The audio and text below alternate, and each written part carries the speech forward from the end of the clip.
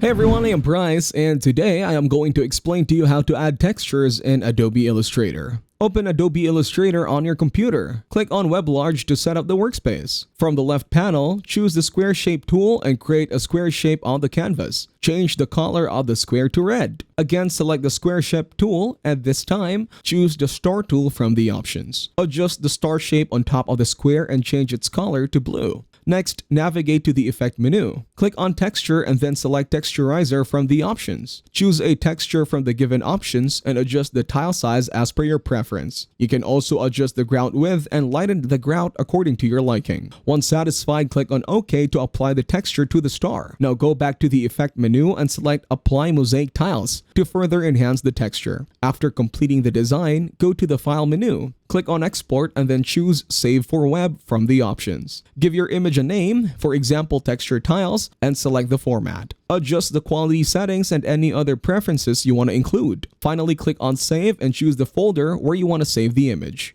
Enter the desired file name and click on Save to export the textured image. On that note, that will be it for this video. I hope you guys got some value. Thank you for watching and see you in the next one.